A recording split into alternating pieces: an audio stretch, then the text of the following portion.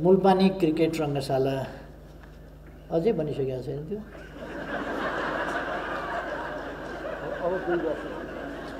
धेरै वर्ष भइसक्यो त्यो अझै बनिसकेको छैन भन्दा छक्क लाग्यो मलाई। मैले हेर्न पाएको थिइनँ। त्यो छिटै कम्प्लिट हुन्छ। किन मैले भनिसकेको अरू एउटा प्रश्न गर्नुभएको छ। 13औं दक्षिण एसियाली खेलकुदमा स्वर्ण पदक विजेताहरूलाई मान पदक दिने कुरा भने कसैले पनि पाएन। त्यसमा कसैले पाएन। केहीले पाए केहीले पाएन। सबैले पाउनु पर्यो भन्ने कुरा। यसमा आगामी दिनमा ध्यान दिउँला। 20-25 वर्षसम्म कर्मचारीको बढुवा नभएको भन्नुभएको छ। किन बढुवा गर्ने ठाउँै छैन क्या हो। कहिले कहिले ठाउँ हुँदैन क्या।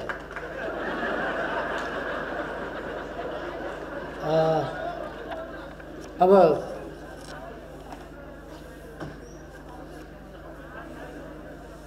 खेलकुद परिषदको अध्यक्ष भइसकेपछि त्यसलाई फेरि उपाध्यक्षमा बढुवा गर्न भएन क्या।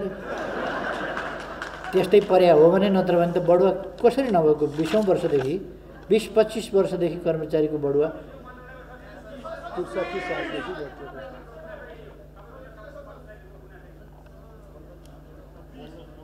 20-25 वर्षदेखि बढुवा भएको छैन। म माननीय मन्त्रीज्यूलाई यस सम्बन्धमा कम्प्लिट रिपोर्ट खेलकुद मन्त्रालयको तर्फबाट म समक्ष प्रस्तुत गर्न आग्रह गर्छु। तपाईले यो सबै प्रस्तुत गर्नुहोस्। त्यसपछि यसलाई कार्यान्वयनमा लगिनेछ। लडाईँमा नहार्ने अनि यता यता डल्ला फ्याँक्नेमा किन हार्ने।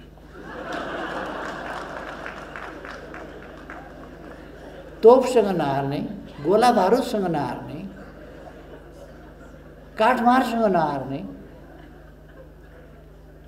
अङ्ग्रेज लड्न आउँदा तोप लिएर आउँदाखेरि नहार्ने, खुकुरीले जितिदिने त्यस्ता नेपालीले खेल भने कि एउटा भकुण्डै हाल्ने त हो नि।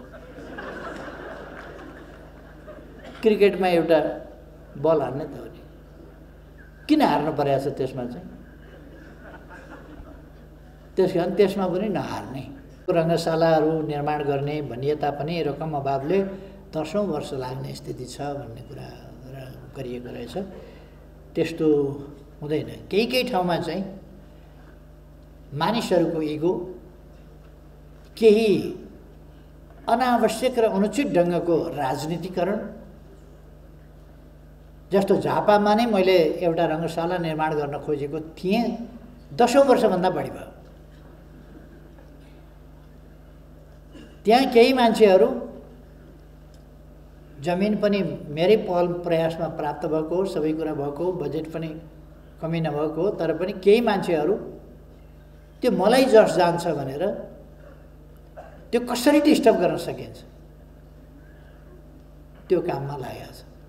र सबभन्दा बढी दुःखको कुरा के हो भने त्यहाँ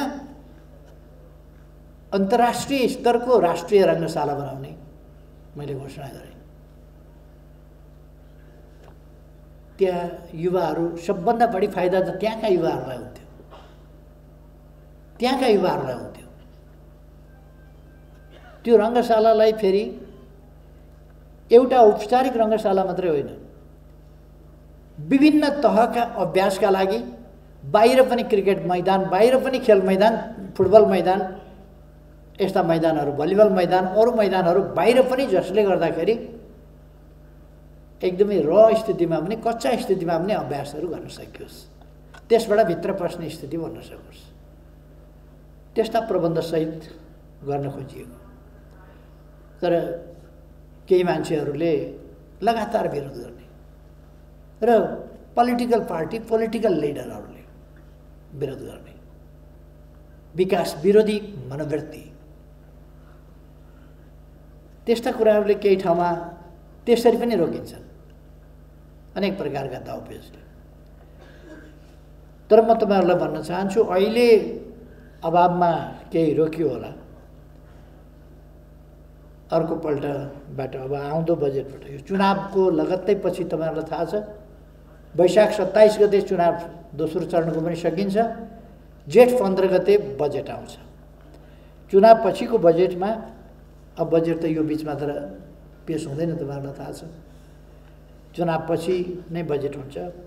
त्यस बजेटमा हामी यस पक्षलाई, यी कुराहरूलाई ध्यान राख्छौँ र बजेटको अहिले पो हामीलाई चाहिँ कमसेकम 15-20 अर्ब रुपियाँ चुनावमा खर्च गर्नुपर्ने होला। अर्को वर्ष त त्यस्तो आकस्मिक बजेट त खर्च गर्नुपर्ने हुँदैन। त्यसो भएपछि 5 वर्ष हामी त्यस्तो आकस्मिक बजेट, अलिकति स्थानीय निर्वाचन र प्रदेश निर्वाचनहरूका लागि खर्च हुन्छ। त्यसबाहेकका त्यो पनि 1 वर्ष हुँदैन, अर्को वर्ष मात्रै हुन्छ। त्यसपछि हामी यस्ता कुराहरूमा अल्मलिनु पर्दैन र बजेट अलिक पर्याप्त मात्रामा नै हामी लान सक्छौँ र रङ्गशाला निर्माण गर्ने कुराहरूलाई हामीले घोषणा गरि नै सकेका छौँ। त्यो हामीले घोषणा गरेको काम नगर्नलाई होइन, हामीले जे घोषणा गर्छौँ त्यो काम गर्छौँ। पूर्व पश्चिम राजमार्ग विस्तार गर्ने भन्यौँ, विस्तार गऱ्यौँ। धरहरा बनाउने भन्यौँ, बन्दैछ, टुङ्गिन लागेको छ, तपाईँहरू हेर्नुहुन्छ होला। रानी पोखरी बनाउने भन्यौँ, बनायौँ, तपाईँहरूले देख्नुभएको छ।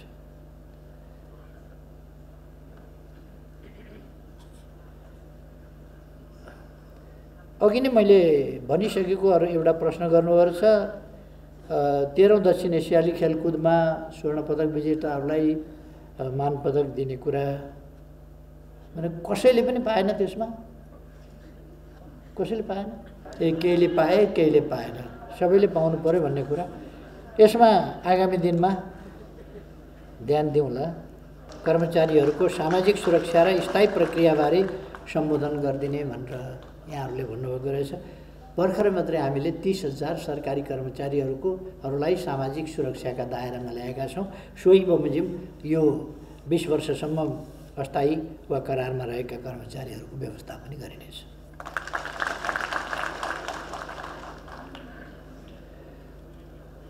मूलपानी क्रिकेट रङ्गशाला अझै बनिसकेको छैन। त्यो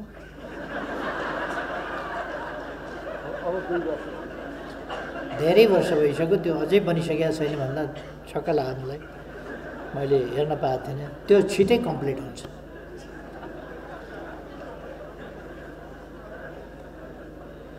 विद्यालय स्तरदेखि खेलकुदको विकास गर्ने योजना सरकारको तर्फबाट के छ भन्नुभयो। मैले यस सम्बन्धमा विद्यालय र विद्यालयभन्दा बाहिरदेखि खेलकुदको विकास कसरी गर्नुपर्छ, सामाजिक जीवन र जीवन पद्धतिको रूपमा लानुपर्छ र जति व्यापक खेलको विस्तार हुन्छ त्यति व्यापक हामी ट्यालेन्ट हन्ट गर्न पनि सक्छौँ अथवा खेलाडीको छनौट पनि त्यसै गरी गर्न सक्छौँ। त्यसकारण मैले अर्जेन्टिनाको उदाहरण दिएँ, मैले ब्राजिलको उदाहरण दिएँ, विभिन्न देशहरूको उदाहरण दिएँ कि कसरी त्यहाँ एउटा खेल संस्कृतिको रूपमा विकास भएको छ, विद्यालय र विद्यालयभन्दा बाहिर समेत, विद्यालयमा पनि र विद्यालयभन्दा बाहिर पनि।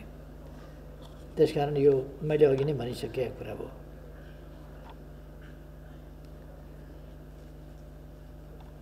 बिस 25 वर्षसम्म कर्मचारीको बढुवा नभएको भन्नुभएको रहेछ। किन बढुवा गर्ने ठाउँै छैन क्या हो?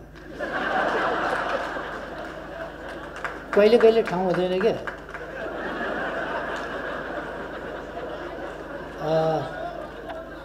अब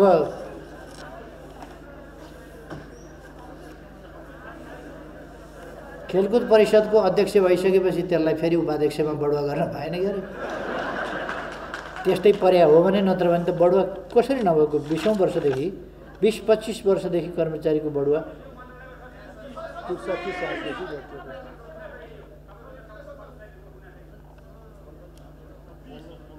20-25 वर्षदेखि बढुवा भएको छैन। म माननीय मन्त्रीज्यूलाई यस सम्बन्धमा कम्प्लिट रिपोर्ट खेलकुद मन्त्रालयको तर्फबाट म समक्ष प्रस्तुत गर्न आग्रह गर्छु। तपाईँले यो सबै प्रस्तुत गर्नुहोस्, त्यसपछि यसलाई कार्यान्वयनमा लगिनेछ।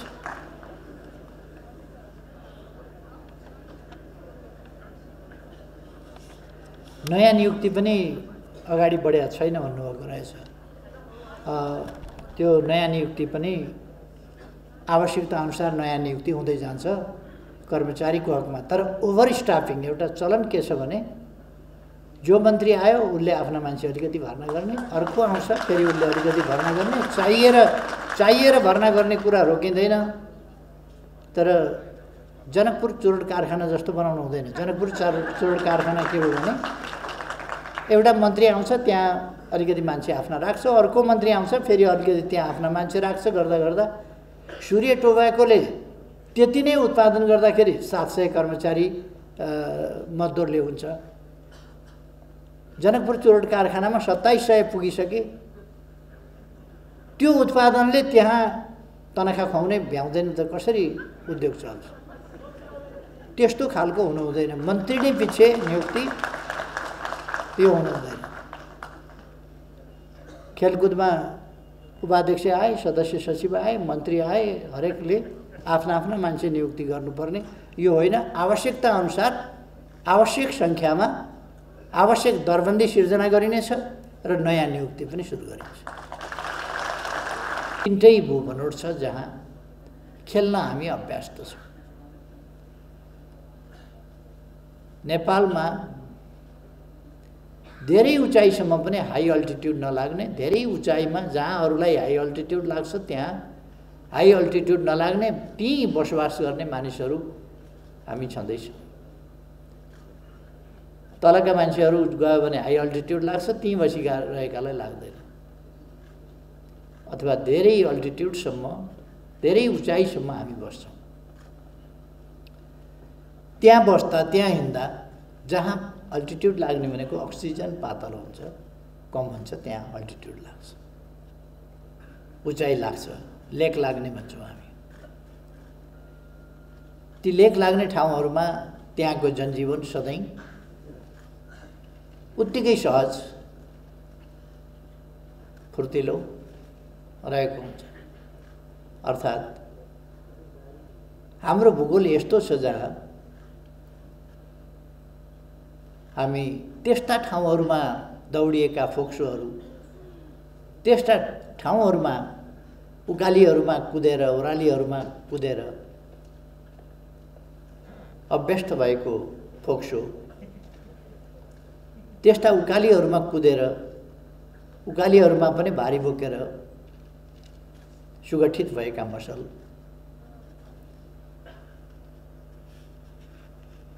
त्यस्तामा धड्किन बानी परेको मुटु, यी सबै कुरा हाम्रा प्रकृतिले हामीलाई दिएका असाधारण कुरा हो, जुन कुरासँग बाँकी दुनियाँलाई प्रतिस्पर्धा गर्न गाह्रो हुन्छ। त्यो कुरा हालसालै हिउँदको सिजनमा, विन्टर सिजनमा K2 हिमालको जो दुर्गम दुरूह मानिन्छ K2 हिमाल, यसै पनि चढ्नका लागि त्यसमाथि विन्टर सिजनमा 60-65 डिग्री माइनस 60-65 डिग्री सेल्सियस माइनसमा जाँदा तीव्र हावाको वेग भएको अवस्थामा मान्छे नै उडाउला जस्तो अवस्थामा हाम्रो 10 जना नेपाली युवाहरूको टिमले इतिहासमै पहिलोपल्ट K2 को विन्टर क्लाइम्बिङ सफल गर्यो। अत्यन्तै असाधारण साहसिक कुरा हो। साहसले मात्रै पनि हुँदैन, त्यो पार गर्न सक्ने क्षमता पनि चाहिन्छ, त्यसलाई झेल्न सक्ने क्षमता चाहिन्छ।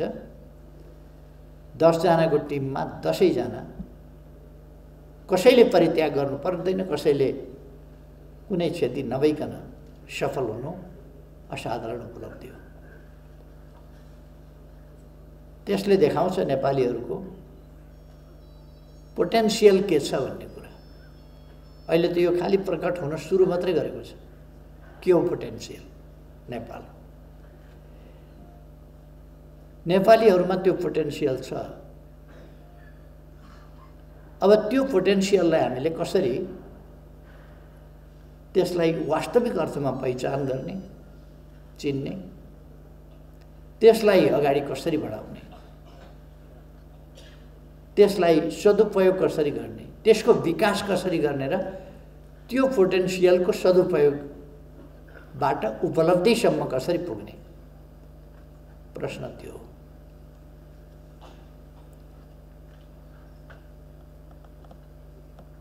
खेलकुदका दुईटा क्षेत्र छन्, मैले सधैँ पनि भन्दै आएको छु। तपाईहरुसँग अहिले मैले चर्चा गर्ने खेलकुद प्रतिस्पर्धात्मक खेलकुद एउटा कुरा हो। तपाईहरुसँग अहिले चर्चा गर्ने खेलकुद भनेको प्रतिस्पर्धात्मक खेलकुद हो।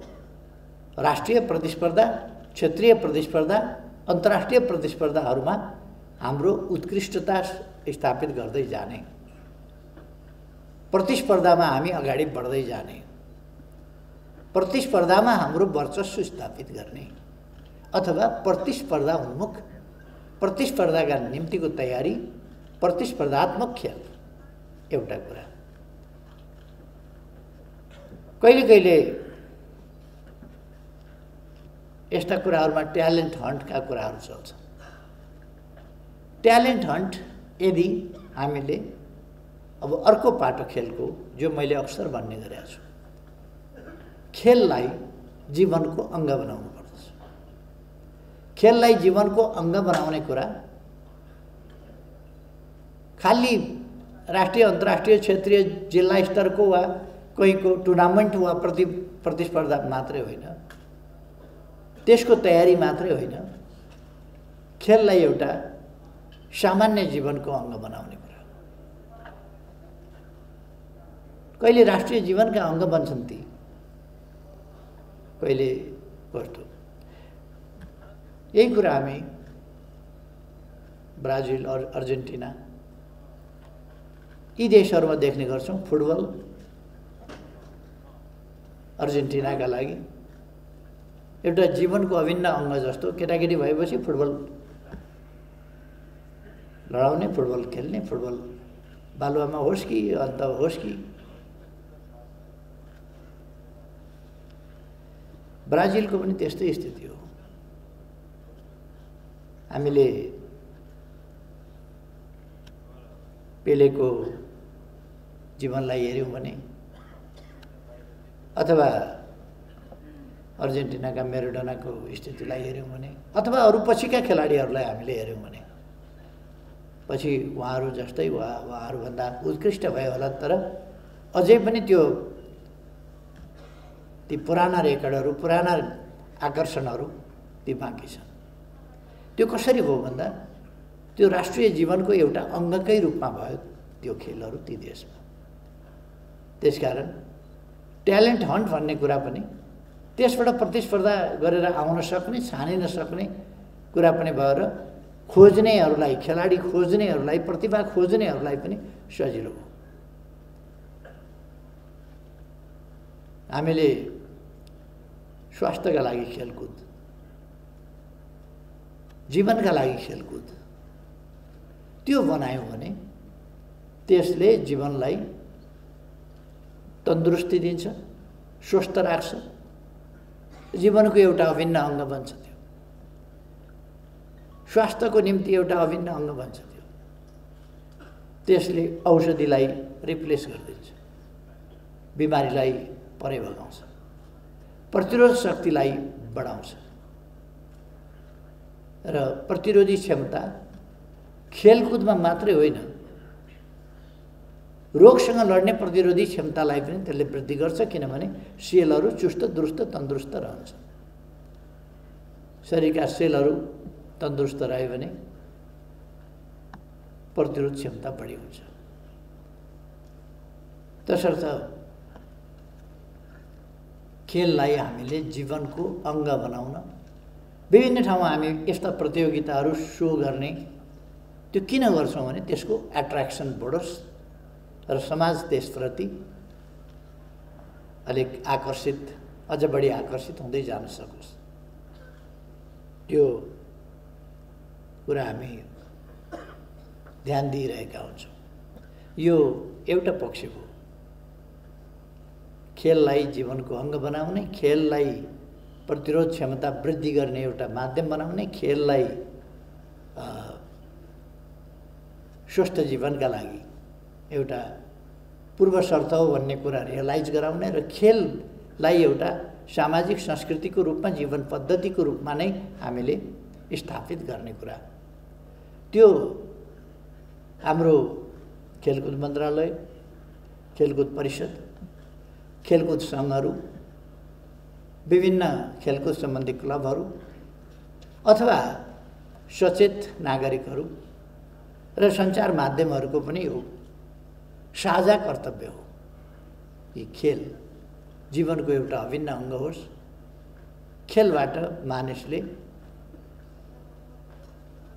आरोग्यता प्राप्त गरोस्, निरोगी होस्, स्वस्थ जीवन जिउन सकोस्। हरेक उमेरका मानिसले आफ्नो उमेर अनुसारको खेल र एक अवधिमा हामी प्रतिस्पर्धात्मक खेल खेल्छौँ, एक अवधिमा। तर जीवनभरि चाहिँ जीवनका लागि खेल, स्वस्थ जीवनका लागि खेल चाहिँ जीवनभरि रहन्छ, बालपनदेखि बुढौतीसम्म। अब अहिले मैले प्रतिस्पर्धी खेल त खेल्न सक्दिनँ। प्रतिस्पर्धी खेल खेल्न सक्दैन भने पनि खेल चाहिँ खेल्न पर्छ अथवा खेल चाहिँ आफ्नो जीवनको अङ्ग बनाउनु पर्छ ताकि स्वस्थ रहन सकियोस्, शरीरलाई चुस्त दुस्त राख्न सकियोस्। यस दिशामा सबैको प्रयास कि हाम्रो समाजको एउटा अभिन्न अङ्ग बनोस्। अरू कतिपय नाचगानहरू हुन्छन्, गीतहरू हुन्छन्, नाच्ने अभ्यासहरू हुन्छन्। त्यस्तै गरेर टिभीमा हेरेर बच्चा बच्चीहरू नाच्ने अभ्यास अनेक सिक्छन्। त्यस्तै गरेर टिभीमा हेरेर पनि खेल सिक्ने अभ्यास, यी कामहरू गर्न जरुरी छ। योग सिक्ने अभ्यास, यी कामहरू गर्न जरुरी छ। र आफ्ना विधा विशेषका खेलहरूमा विशेष ध्यान दिने, एउटा सामान्य खेलकुद, अर्को आफ्नो विषयगत खेलकुद, विषयगत केन्द्रित भएर गरिने अभ्यास। विषयगत केन्द्रित भएर गरिने अभ्यासले त्यस खेलमा दक्षता दिलाउँछ भने स्वास्थ्यका लागि सामान्य खेलकुद, मनोरञ्जनका लागि गरिने सामान्य खेलकुद, मनोरञ्जनले पनि स्वास्थ्यलाई राम्रो गर्छ। त्यसकारण व्यायाम र मनोरञ्जन दुईटै खेलकुदमा प्राप्त हुन्छ। दुईटैले स्वास्थ्यलाई राम्रो गर्छ, जीवनलाई राम्रो गर्छ। खाली शारीरिक रूपमा मात्रै होइन, खेलकुदले मानिसको सहनशक्तिलाई बढाउँछ। योगमा एउटा हठ योग भन्ने हुन्छ। थकाइ लागिन्जेल, कष्ट परिन्जेलसम्म जबरजस्ती पनि गरिरहने योग, कठिन आसनमा गर्ने योग, त्यसलाई हठ योग भन्छ। खेलमा पनि त्यो हठ योगको विभिन्न ढङ्गले कठिनाइ नसहिकन त खेल हुँदै हुँदैन। कठिनाइ नसहेर हुने योग के अरे खेल भनेको त चेस यस्तो चाहिँ होला। नत्र भने खेलकुदभन्दा सामान्यतया इन्डोर गेम होस्, आउटडोर गेम होस्, हरेकमा कठिनाइ त हुन्छ नै। जे होस्, हामी यी सबै पक्षहरूलाई समेटेर, यी सबै पक्षहरूलाई बुझेर, यी सबै पक्षलाई हाम्रो एउटा सामाजिक संस्कृतिका रूपमा, हाम्रो एउटा अभ्यासका रूपमा, सामाजिक व्यवहारका रूपमा, सामाजिक आचरणका रूपमा लिएर जान्छौँ। यो कुरा हामी देख्न सक्छौँ अहिले कतिपय देशहरूमा। सबभन्दा व्यापक सायद खेललाई जीवन पद्धति बनाउने कुरामा सायद भियतनाम सबभन्दा अगाडि हो। भियतनाममा त्यहाँका राष्ट्रपति हो ची मिन्हले युवाहरूलाई खेलकुदमा अग्रसर गराउनका लागि राष्ट्रपतिसँग व्यायाम त्यो सुरु गरे।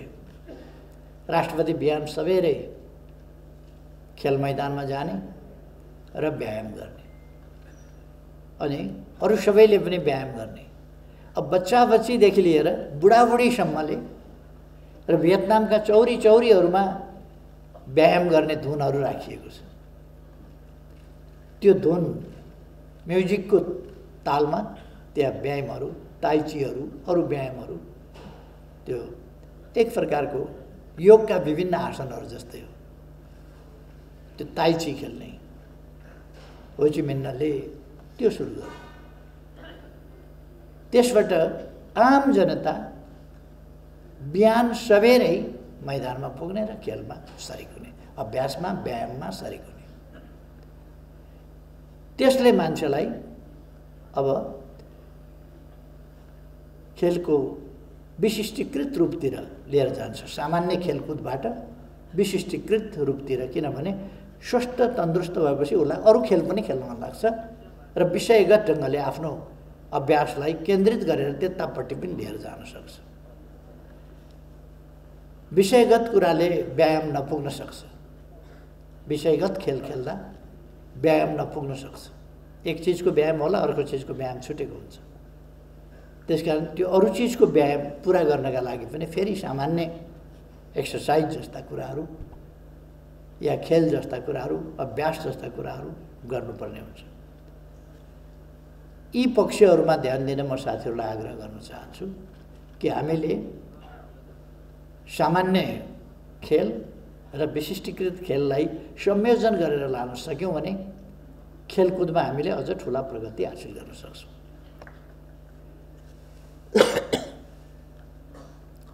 यसमा स्वाभाविक रूपमा मानसिक र शारीरिक दुईटै कुराको उत्तिकै महत्त्व छ। खेलमा दुईटै कुराको सबलीकरण आवश्यक छ। यतापट्टि म धेरै नजाउँ, म तपाईँहरूले हासिल गर्नुभएका प्रगतिहरूतर्फ फेरि जान चाहन्छु। तपाईँहरूले जुन प्रगति हासिल गर्नुभएको छ त्यो यसपल्ट गत वर्षको प्रगति असाधारण छ। त्यसलाई हामीले निरन्तरता दिनुपर्छ। हामी द्वितीय स्थानमा छौँ, प्रथम स्थानमा पुग्न हुँदैन भन्ने त छैन। हामी प्रथम स्थानमा पुग्न सक्छौँ र पुग्ने प्रयास गर्नुपर्छ। 51 स्वर्ण थोरै होइन, धेरै हो, तर 51 नै स्वर्णमा हामी बस्नुपर्छ भन्ने छैन। अरू धेरै लिन सकिन्छ, लिनुपर्छ। हामीले पदक नपाउने गरी खेल्ने हुन्न, पदक पाउने गरी खेल्नुपर्छ।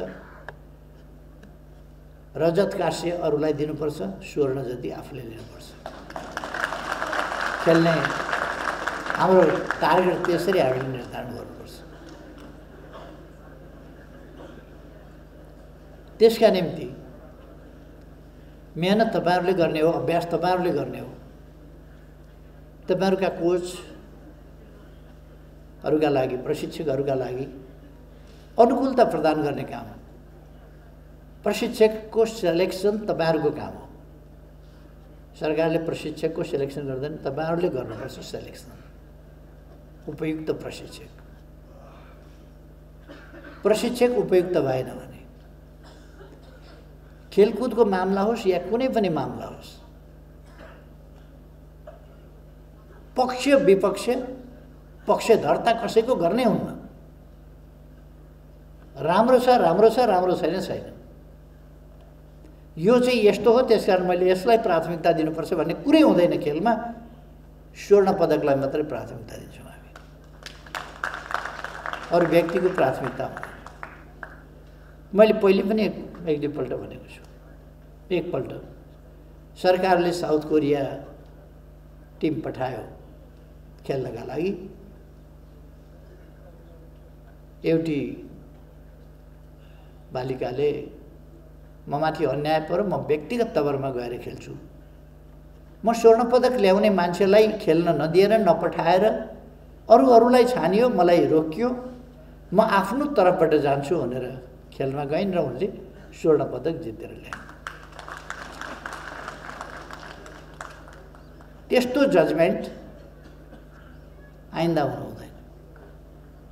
स्वर्ण पदक ल्याउनेलाई रोकिदिने, उसले म ल्याउँछु भनेर व्यक्तिगत तवरमा जानुपर्ने र स्वर्ण पदक नभन्दै जितेर आउने, अनि सरकारले बलजफ्ती छनौट गरेका, क्रेनिङ गरेकाहरू त्यो काम लागेन। त्यो त्यस्तो सेलेक्सन किन हुन्छ? त्यस्तो सेलेक्सन नहोस्। खेलकुदमा सेलेक्सन त्यस्तो हुनु। त्यसकारण म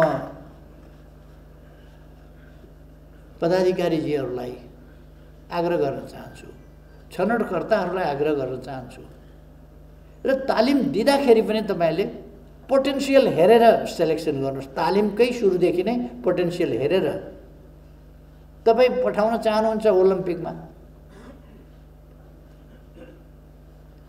अब मलाई तपाईँहरूले पोलजम्पमा छानेर पठाउनु भने के को पोलजम्प भन्छ मबाट? हुँदैन नि। माया त गर्नुहुन्छ नि मलाई, तपाईँहरू सबैले माया गर्नुहुन्छ, तर पोलजम्पमा पठाउनु भयो भने तपाईँहरूको गल्ती हो। मेरो सेलेक्सन हुनु हुँदैन त्यसरी।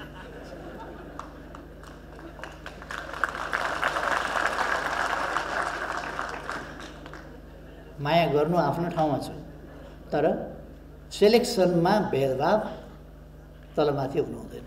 सेलेक्सन ट्रेनिङको सेलेक्सनदेखिकै सेलेक्सन फेयर हुनुपर्दछ, पोटेन्सियल हेर्न पर्दछ, ट्यालेन्ट छनौट गर्नुपर्दछ र त्यहाँनेरि प्रशिक्षकको प्रशिक्षणको इन्भेस्टमेन्ट, त्यो पनि इन्भेस्टमेन्ट हो एउटा।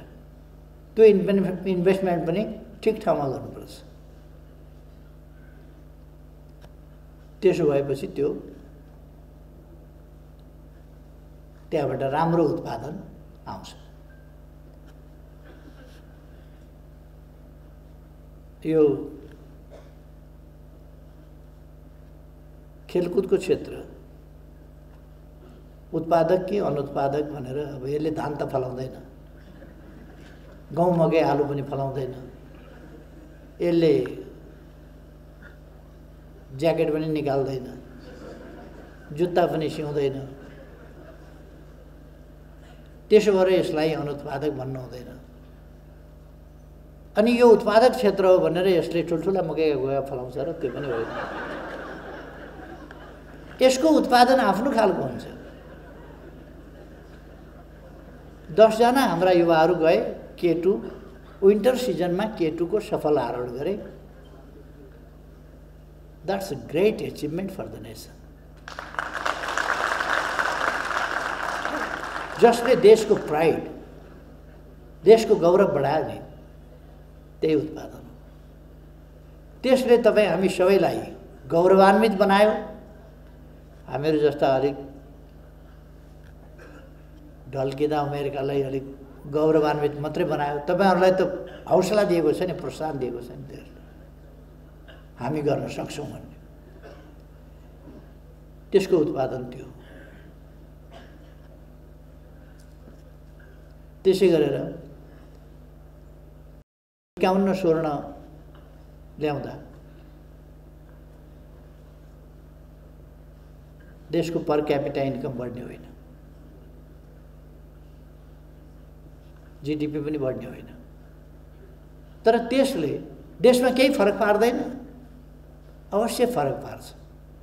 त्यो निरर्थक खर्च होइन। तपाईहरुले जो मेहनत गर्नुभएको छ, जो उपलब्धि हासिल गर्नुभएको छ, त्यो निरर्थक खर्च होइन, त्यो अर्थपूर्ण खर्च हो, अर्थपूर्ण लगानी हो। त्यसले प्रतिफल आफ्नो ढङ्गको प्रतिफल दिन्छ। यो बेकारको खर्च होइन। यहाँ अनुत्पादक क्षेत्र भनेर कसैले भन्छ भने त्यो बेकारको खर्च भन्ने अर्थमा भनिराखेको छ। त्यो बेकारको खर्च, खेलकुद क्षेत्रको खर्च बेकारको खर्च होइन। यसले देशलाई, सिंगै देशलाई स्वस्थ रहन प्रेरित गर्दछ। युवाहरूलाई, बालबालिकाहरूलाई खेल क्षेत्रतर्फ आकर्षित गर्दछ, जसले उनीहरूलाई स्वस्थ, चुस्त, दुरुस्त रहन, स्फूर्ति रहन मद्दत गर्छ र उनीहरू ठुला ठुला काममा सफलता प्राप्त गर्छ। शारीरिक र मानसिक रूपमा स्वस्थ रहनका लागि खेलले मद्दत गर्छ। खेलाडीलाई मात्रै होइन, बाँकी सबैलाई पनि त्यसले मद्दत गर्छ। त्यसकारण यो निरर्थक ठाउँको खर्च होइन, अर्थपूर्ण ठाउँको अनुत्पादक बनेको निरर्थक खर्च होइन। त्यसकारण यसलाई हामीले एउटा बहुतै मल्टिपल इम्प्याक्ट, मल्टिपल इफेक्ट दिने क्षेत्रको रूपमा यस क्षेत्रलाई, खेल क्षेत्रलाई बुझ्नुपर्छ। यसको एउटा टिम र अर्को टिम, एउटा क्लब र अर्को क्लबका बीचमा एउटा सिल्डका लागि भएका खेलमा त्यो क्लबको प्रतिष्ठाका लागि कति प्रतिस्पर्धा भइरहेको हुन्छ। जिल्ला जिल्लाका बीचमा खेल हुन्छ, अन्तर जिल्ला। त्यो जिल्ला जिल्लाको प्रतिष्ठाका लागि कुन जिल्लाले जित्यो भन्नु, यसमा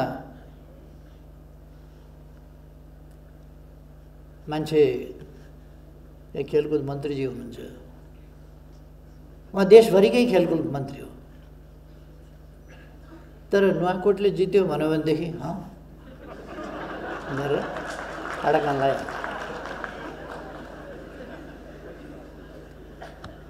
दुनियाँमा यदि साउथ एसियामा नेपालले जित्यो भन्यो भने ठाडोगान लाउनुहुन्छ, प्रदेशहरूमा 3 नम्बरले जित्यो भन्यो भने ठाडोगान लाउनुहुन्छ भनेर, जिल्लाहरूमा नुवाकोटले जित्यो भने फेरि जितेछ है मेरो जिल्लाले भन्ने उहाँलाई परिहाल्छ। यो यस्तो चिज हो जसले मान्छेलाई बहुत उत्साहित गर्छ, छुन्छ त्यसले। यस्तो किन हुन्छ? अथवा मान्छे अत्यन्तै सेन्सिटिभ प्राणी हो। यसको मेमोरी पावर, यसका अरू पक्षहरू बहुतै सेन्सिटिभ छ, बहुतै सेन्सिटिभ प्राणी हो। मान्छे बुझ्छ, चेतनशील छ, ज्ञानी छ, त्यसकारण यो सेन्सिटिभ पनि छ। जित्ने र हार्ने कुराको अरू पशुपन्छीहरूलाई पनि केही केही अर्थ रहन्छ जित्ने र हार्ने कुराको, तर मान्छेलाई जित्ने र हार्ने कुराको सानो अर्थ होइन। विश्वयुद्ध भएका छन् जित्ने र हार्ने कुराको अहङ्कारले, विश्वयुद्ध भएका छन् हार्ने र जित्ने कुराले। देश देशका बीचमा हामी लगभग भन्ने हो भने इतिहासभन्दा प्राय हामी विकासका इतिहासभन्दा लडाइँका इतिहास पढ्छौँ, हार र जितका इतिहास पढ्छौँ।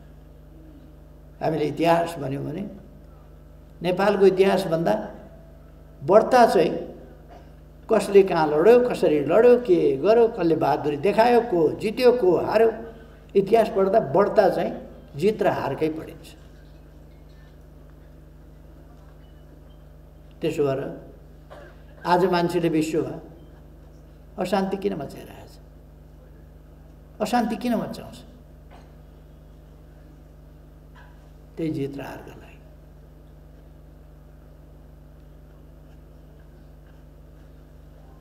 जित र हार यस्तो मान्छेले इगोको विषय बनाउँछ नि। संसद भङ्ग भइसक्यो, चुनाव आउन लागिसक्यो, चुनाव हुनु हुँदैन भनेर केही कराइराखेका छन्। अर्थ केहीका लागि होइन, जितेँ भन्ने पार्नमा। चुनावमै गएर जित्ने ठाउँ छ नि, तर चुनावमा गएर जित्ने भन्दा यो चाहिँ हटाइदिन पाएदेखि, यो फिर्ता गराउन पाए मेरो जित हुन्थ्यो। कहिले कहिले देशलाई हानि होस् कि नोक्सान, आफ्नो जित त्यहाँ पुग्छ मान्छे। त्यस कारण यो हार जितको ठुलो महत्त्व छ मनोवैज्ञानिक रूपमा पनि। र हाम्रो जस्तो देशलाई जो कहिल्यै हारेन, सानातिना मोर्चाहरू हार्यो होला तर कहिल्यै हारेन, कहिल्यै हारेन भन्ने कुराको प्रमाण कहिल्यै उपनिवेश बनेन। कहिल्यै नहारेको देश, लडाइँमा नहार्ने, अनि यता डल्ला फ्याँक्नेमा किन हार्ने?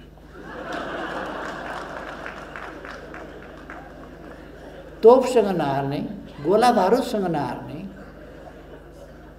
काठमारसँग नहार्ने, अङ्ग्रेज लड्न आउँदा तोप लिएर आउँदाखेरि नहार्ने, खुकुरीले जितिदिने त्यस्ता नेपालीले खेल भने कि एउटा भकुण्डै हाल्ने त हो नि। क्रिकेटमा एउटा बल हाल्ने त हो नि। किन हार्नु परेको छ त्यसमा चाहिँ? त्यस कारण त्यसमा पनि नहार्ने। अब हामी हार्यौँ किन त? हामीले 12औं दक्षिण एसियाली खेलकुदमा 3टा मात्रै स्वर्ण किन जित्यौँ? किन 3टा मात्रै? अभ्यास पुगेन। बहादुर पुर्खाकै सन्तान भए पनि, लडाइँ पनि कहिल्यै नहार्ने जात भए पनि, नहार्ने इतिहास भए पनि, नहार्ने परम्परा भए पनि खेलकुदमा हार्यौँ। राष्ट्रिय युद्ध हामी जित्ने, एउटा कुस्ती हामी हार्ने। राष्ट्रिय युद्ध हामी जित्ने, देशलाई स्वाधीन राख्ने, अनि एउटा कराते हार्ने, एउटा सितेरियो हार्ने, एउटा कम्पू हार्ने, एउटा भारोत्तोलन हार्ने।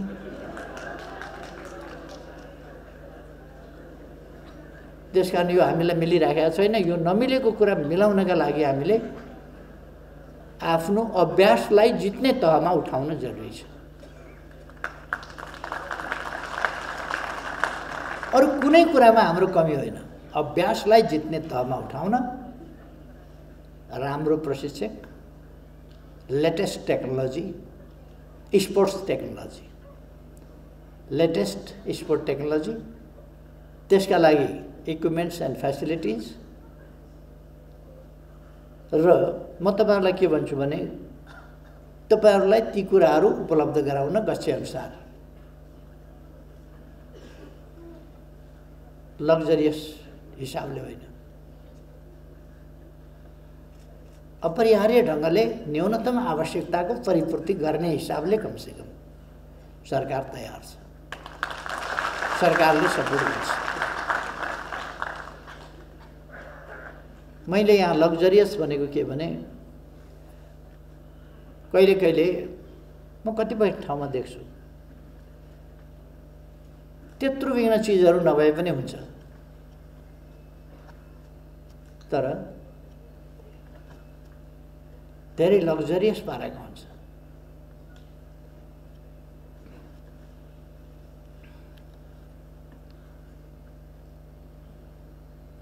त्यो फ्रान्सको एउटा मनमात्र भनेको माउन्ट यसो अलगलको डिस्को परेको छ क्या त्यो ठाउँ, मन्त्रे भनेर लेख्छ त्यसलाई। उनीहरू उच्चारणमा मनमात्र भनेर उच्चारण गर्छन्। मन भनेको म मात्र, म मात्र, माउन्ट मात्र। त्यहीँ बसेर विश्व प्रसिद्ध आर्टिस्टहरूले विश्व प्रसिद्ध आर्टहरू पैदा गरेका छन्, देखाउँछन्, रचना गर्छन्। त्यो मनमात्र भनेको एउटा आर्टिस्टहरूको थलो हो। त्यहाँ तपाईँ जानुभयो भने यसो एउटा कालो कागज लिन्छ, कैँचीले तपाईँतिर हेर्दै चिट चिट चिट चिट यसो हेर्छ, चिट चिट चिट काट्छ, तपाईँ जस्तो दुरुस्त निकालिदिन्छ। त्यहाँ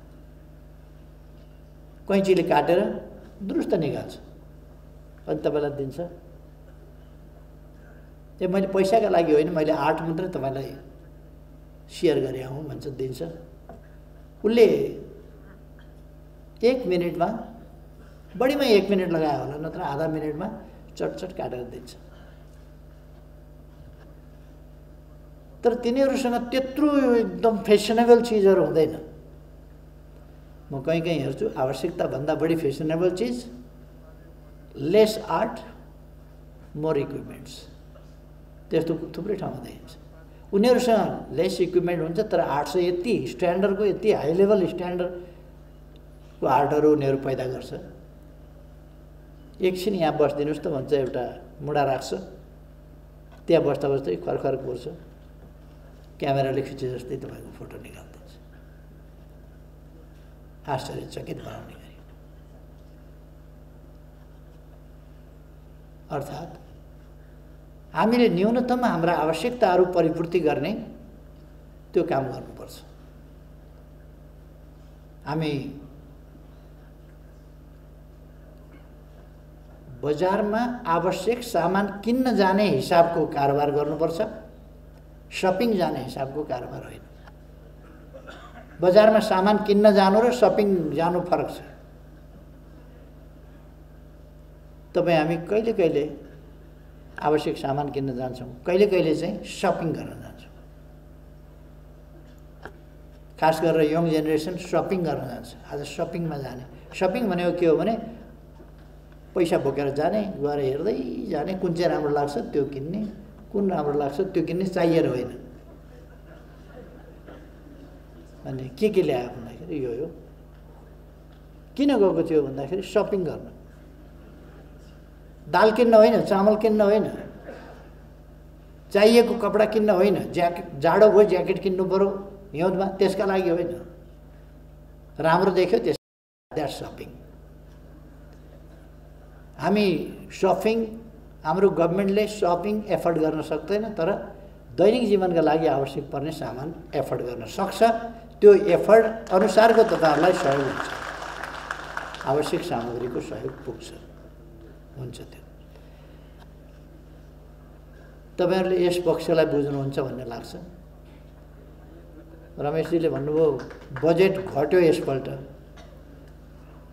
यो कोरोनाले घटायो होला। यो कोरोनालाई सन् 2021 भित्रै हामी लखेट्दैछौँ। अब लखेट्न सुरु गरिसकेका छौँ, बजेट पनि बढ्न थाल्छ। र पहिलेको बजेटभन्दा घट्ने होइन, पहिलेको बजेटभन्दा बढेर आउँछ खेलाडीहरूलाई खेलको क्षेत्रमा।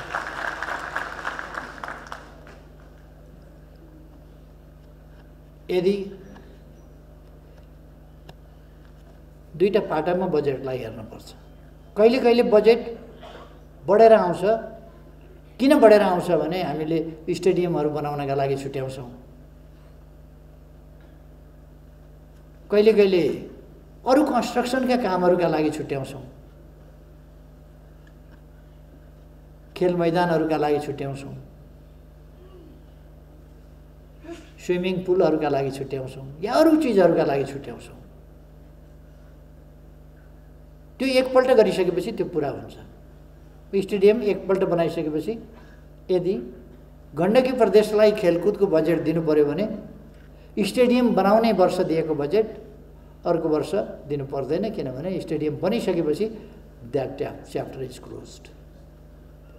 अब नियमित बजेट चाहिँ त्यहाँ खेलाडीहरूलाई प्रोत्साहनका लागि, खेलाडीहरूको जीवन निर्वाहका लागि, खेलाडीहरूलाई अनुकूल वातावरण बनाउन, खेल सामग्रीहरूका लागि, कोचका लागि, ट्रेनिङका लागि, यी सबै कुराहरूको बजेट चाहिँ घट्दैन, त्यो बढेर जान्छ।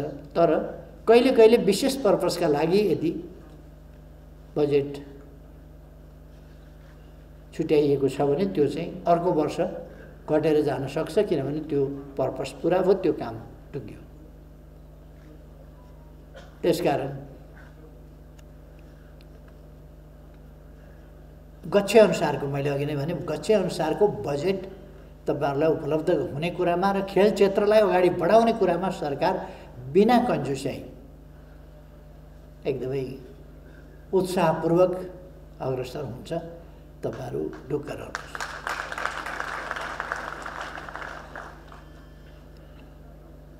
मलाई विश्वास छ अहिले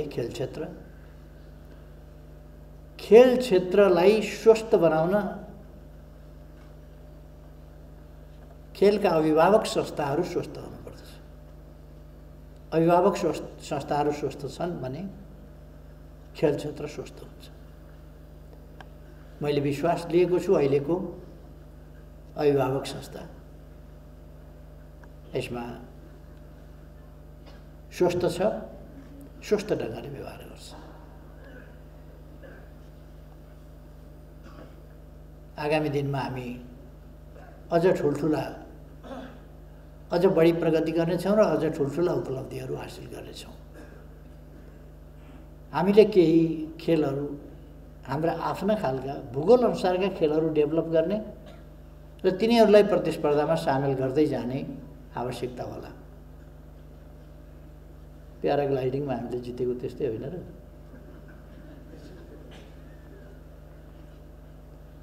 कहिले कहिले त्यो पनि गर्नुपर्छ। हाम्रो भूगोल अनुसारका स्पोर्ट्स गेम्स डेभलप गर्ने, त्यसलाई इन्क्लुड गर्ने। दुईटा फाइदा छ। एउटा, हाम्रो खेलहरू हामी इन्टरनेसनलाइज गर्छौँ, त्यसको रसास्वादन अरूले पनि गर्न पाउँछ, त्यसको आनन्द अरूले पनि लिन पाउँछ, त्यसको बेनिफिट अरूले पनि लिन पाउँछ। अर्कातिर त्यसमा हामीसँग कम्पिट गर्न अरूलाई गाह्रै हुन्छ। दुईटै फाइदा। त्यसकारण हाम्रो भूगोल अनुसारको गेम्स, स्पोर्ट्स, ती स्पोर्ट्सहरूको डेभलप गर्ने र तिनीहरूलाई चाहिँ नि सामेल गर्ने खेलकुदमा लगायतका कामहरू हामी गर्न सक्छौँ। र हामीले सकेसम्म धेरै प्रतिस्पर्धामा भाग लिने, सहभागी हुने त्यो प्रयास जारी राख्नुपर्दछ। यद्यपि अलिकति खर्चालो हुन्छ, तर खर्चको कमी छ भनेर हामीले खेलकुदमा सहभागिताको अवसर गुमाउनु हुँदैन। सहभागिताले नै क्षमता वृद्धि गर्ने। सहभागिता हुने भएपछि ट्रेनिङ तीव्र हुन्छ। तीव्र ट्रेनिङले क्षमता वृद्धि गर्छ। त्यो क्षमताका साथ हामी प्रतिस्पर्धा गरेपछि अरूको लेभल, अरूको टेक्निक, अरूले के डेभलप गरिराखेका छन् त्यो कुरा पनि बुझ्न सक्छौँ हामी। त्यसकारण हामीले तयारी जित्ने गरी गर्नुपर्छ। कथम कदाचित जितिहालिएन भने, स्वर्ण पदकै पाइएन भने के कारणले उसले स्वर्ण पदक पायो त्यो त हामी थाहा पाउँछौँ। त्यसकारण त्यो कारण पनि प्राप्त गर्ने अर्को अवसर हामीले लिन सक्छौँ। त्यसर्थ हामीले अत्यधिक सहभागिता खेलमा जनाउने ती कामहरू गर्न आवश्यक छ।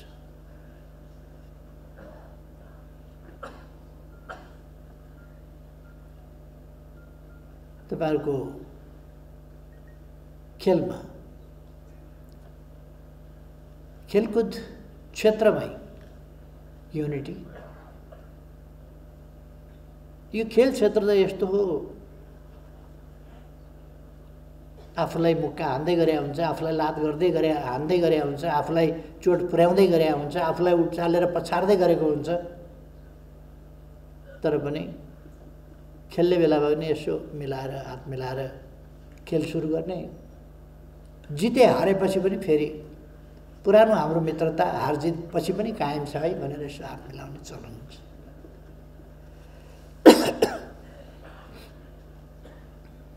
भने हामीले आपसमा त्यो मित्रता राखेर त्यो मित्रताका साथ अगाडि बढ्ने ती कामहरू गर्नुपर्दछ। अब कोभिड-19 बीचमा बेसरी चम्किएको थियो। हिजो कति हजार पुगेको थियो दिनमा, त्यसबाट हिजो 157 जना कतिमा झर्यो। कसैको पनि मृत्यु भएन अथवा यो कमजोर हुँदै आएको छ। हामी बलियो हुँदै गएका छौँ। हामीले भ्याक्सिन, पहिले बिना भ्याक्सिन लाठी, तरबार, खुकुरी हाम्रो हातमा केही पनि थिएन र पनि लड्थ्यौँ। अब त हामीसँग हतियार छ। हतियार सहित लडेपछि त भ्याक्सिन सहित लडेपछि कोभिड भाग्छ। त्यसकारण खेलकुद क्षेत्र पनि अब फेरि उठ्छ, फेरि जुर्मुराबाट उठ्छ, अरू क्षेत्रहरू जस्तै। हाम्रो सामाजिक जनजीवन, हाम्रा उद्योगहरू, हाम्रो व्यापार, हाम्रो पर्यटन, अथवा समग्रतामा भन्ने हो भने हाम्रो अर्थतन्त्र, यो सबै अस्तव्यस्त भएको थियो। जब सामाजिक जनजीवनमा अस्तव्यस्तता आउँछ, खेलकुद क्षेत्र अलग्गै रहनै सक्दैन थियो। सोशल डिस्टेन्स मेन्टेन गरेर तपाईँ जुडो कसरी खेल्नुहुन्छ? अनि सोशल डिस्टेन्स मेन्टेन गरेर भने 2 मिटर परबाट जुडो कसरी खेल्नु? खेल त पछाडि पर्नै भयो। यस बीचमा खेल पछाडि पर्न स्वाभाविक हो, तर आगामी दिनमा अब खेल फेरि अगाडि बढ्छ। हामी कोभिडलाई पराजित गर्दैछौँ र हामी अगाडि बढ्छौँ। मैले भन्नुपर्ने अरू धेरै कुराहरू छैन। नेपालको खेल क्षेत्रको सफलताको कामना गर्छु। कामना मात्रै होइन, यसमा सरकारको सहयोगी भूमिका रहन्छ। तपाईहरुले आफ्नो कामको कदर होस् भन्ने इच्छा राख्नुभएको छ। झन्डै भन्ने हो भने कामको कदर अलिक धित मर्ने गरी मैले नै सुरु गरेँ होला। खेल क्षेत्रमा मैले नै सुरु गरेँ हुँ। कामको कदर, खेलाडीहरूलाई पुरस्कृत गर्नेदेखि लिएर यो क्रम अझ अगाडि बढ्नेछ र तपाईहरुका कुराहरू अघि रमेश सिलवालजीले राख्नुभएको छ, त्यो मैले सुनेको छु। रङ्गशालाहरू निर्माण गर्ने भनिए तापनि रकम अभावले 10औं वर्ष लाग्ने स्थिति छ भन्ने कुरा गरिएको रहेछ। त्यस्तो हुँदैन। केही ठाउँमा चाहिँ मानिसहरूको इगो, केही अनावश्यक र अनुचित ढङ्गको राजनीतिकरण, जस्तो झापामा नै मैले एउटा रङ्गशाला निर्माण गर्न खोजेको थिएँ, 10औं वर्षभन्दा बढी भयो। त्यहाँ केही मान्छेहरू, जमिन पनि मेरै पहल प्रयासमा प्राप्त भएको हो, सबै कुरा भएको हो, बजेट पनि कमी नभएको हो, तर पनि केही मान्छेहरू त्यो मलाई जस जान्छ भनेर त्यो कसरी डिस्टर्ब गर्न सकिन्छ त्यो काममा लागेको छ। र सबभन्दा बढी दुःखको कुरा के हो भने त्यहाँ अन्तर्राष्ट्रिय स्तरको राष्ट्रिय रङ्गशाला बनाउने मैले घोषणा गरेँ। त्यहाँ युवाहरू, सबभन्दा बढी फाइदा त त्यहाँका युवाहरूलाई हुन्थ्यो, त्यहाँका युवाहरूलाई हुन्थ्यो। त्यो रङ्गशालालाई फेरि एउटा औपचारिक रङ्गशाला मात्रै होइन, विभिन्न तहका अभ्यासका लागि बाहिर पनि क्रिकेट मैदान, बाहिर पनि खेल मैदान, फुटबल मैदान, यस्ता मैदानहरू, भलिबल मैदान, अरू मैदानहरू बाहिर पनि, जसले गर्दाखेरि एकदमै स्थितिमा पनि, कच्चा स्थितिमा पनि अभ्यासहरू गर्न सकियोस्, त्यसबाट भित्र पस्ने स्थिति बन्न सकोस्, त्यस्ता प्रबन्धसहित गर्न खोजिएको। तर केही मान्छेहरूले लगातार विरोध गर्ने र पोलिटिकल पार्टी, पोलिटिकल लिडरहरूले विरोध गर्ने, विकास विरोधी मनोवृत्ति, त्यस्ता कुराहरूले केही ठाउँमा त्यसरी पनि रोकिन्छन्, अनेक प्रकारका दाउपेचले। तर म तपाईहरुलाई भन्न चाहन्छु, अहिले अभावमा केही रोकियो होला,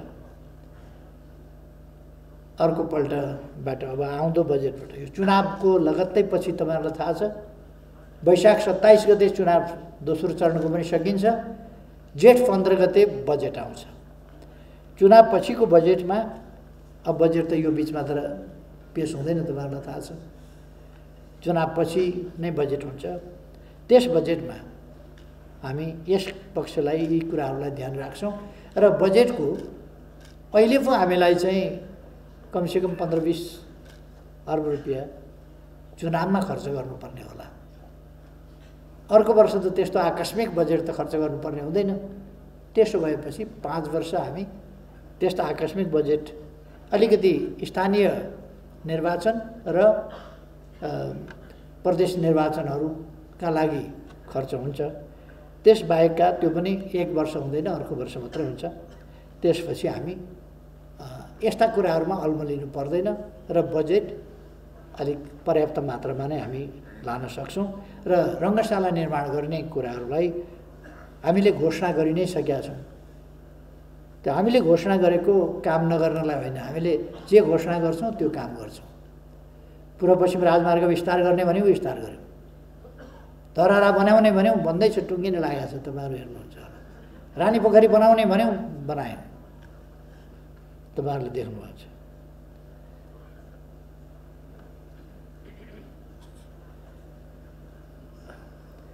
अघि नै मैले भनिसकेको अरू एउटा प्रश्न गर्नुभएको छ।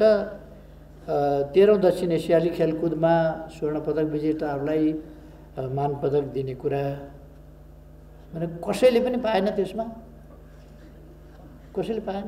केहीले पाए, केहीले पाएन, सबैले पाउनु पर्यो भन्ने कुरा। यसमा आगामी दिनमा ध्यान दिउँला। कर्मचारीहरूको सामाजिक सुरक्षा र स्थायी प्रक्रियाबारे सम्बोधन गरिदिने भनेर यहाँहरूले भन्नुभएको रहेछ।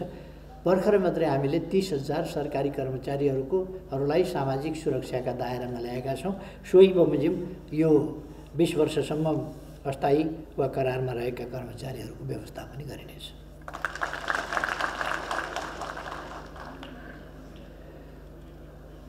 मूलपानी क्रिकेट रङ्गशाला अझै बनिसकेको छैन। त्यो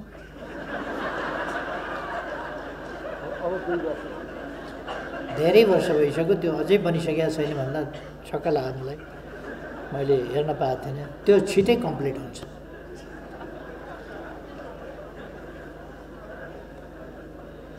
विद्यालय स्तरदेखि खेलकुदको विकास गर्ने योजना सरकारको तर्फबाट के छ भन्नुभयो। मैले यस सम्बन्धमा विद्यालय र विद्यालयभन्दा बाहिरदेखि खेलकुदको विकास कसरी गर्नुपर्छ, सामाजिक जीवन र जीवन पद्धतिको रूपमा लानुपर्छ र जति व्यापक खेलको विस्तार हुन्छ त्यति व्यापक हामी ट्यालेन्ट हन्ट गर्न पनि सक्छौँ अथवा खेलाडीको छनौट पनि त्यसै गरी गर्न सक्छौँ। त्यसकारण मैले अर्जेन्टिनाको उदाहरण दिएँ, मैले ब्राजिलको उदाहरण दिएँ, विभिन्न देशहरूको उदाहरण दिएँ कि कसरी त्यहाँ एउटा खेल संस्कृतिको रूपमा विकास भएको छ, विद्यालय र विद्यालयभन्दा बाहिर समेत, विद्यालयमा पनि र विद्यालयभन्दा बाहिर पनि। त्यसकारण यो मैले अघि नै भनिसकेको कुरा हो।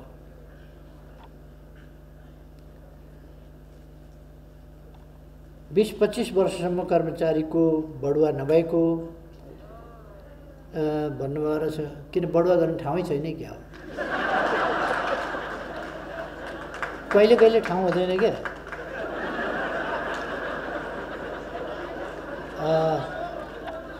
अब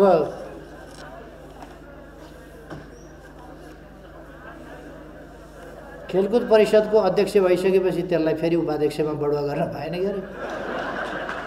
त्यस्तै पर्या हो भने, नत्र भने त बढुवा कसरी नभएको? 20औं वर्षदेखि 20-25 वर्षदेखि कर्मचारीको बढुवा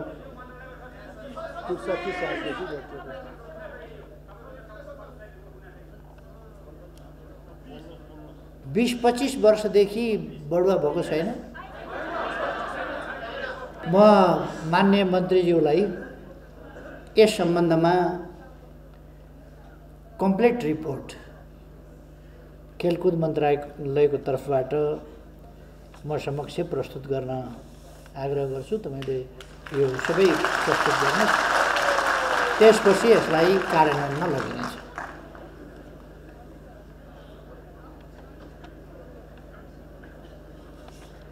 नयाँ नियुक्ति पनि अगाडि बढेको छैन भन्नुभएको रहेछ। त्यो नयाँ नियुक्ति पनि आवश्यकता अनुसार नयाँ नियुक्ति हुँदै जान्छ कर्मचारीको हकमा। तर ओभर स्टाफिङ एउटा चलन के छ भने, जो मन्त्री आयो उसले आफ्ना मान्छे अलिकति भर्ना गर्ने, अर्को आउँछ फेरि उसले अलिकति भर्ना गर्ने, चाहिएर भर्ना गर्ने कुरा रोकिँदैन। तर जनकपुर चुरोट कारखाना जस्तो बनाउनु हुँदैन। जनकपुर चुरोट कारखाना के हो भने, एउटा मन्त्री आउँछ त्यहाँ अलिकति मान्छे आफ्ना राख्छ, अर्को मन्त्री आउँछ फेरि अलिकति त्यहाँ आफ्ना मान्छे राख्छ, गर्दा गर्दा सूर्य टोबाकोले त्यति नै उत्पादन गर्दाखेरि 700 कर्मचारी मजदुरले हुन्छ। जनकपुर चुरोट कारखानामा 2700 पुगिसके। त्यो उत्पादनले त्यहाँ तनखा खुवाउने भ्याउँदैन त कसरी उद्योग चल्छ? त्यस्तो खालको हुनु हुँदैन। मन्त्री नै पछि नियुक्ति यो हुनु हुँदैन। खेलकुदमा उपाध्यक्ष आए, सदस्य सचिव आए, मन्त्री आए, हरेकले आफ्ना आफ्ना मान्छे नियुक्ति गर्नुपर्ने यो होइन। आवश्यकता अनुसार आवश्यक सङ्ख्यामा आवश्यक दरबन्दी सिर्जना गरिनेछ र नयाँ नियुक्ति पनि सुरु गरिनेछ। म साथीहरूलाई धन्यवाद भन्न चाहन्छु। अरू प्रश्नहरू साथीहरूका त्यति नै हुन्। धन्यवाद सबैलाई, धेरै धेरै शुभकामना छ।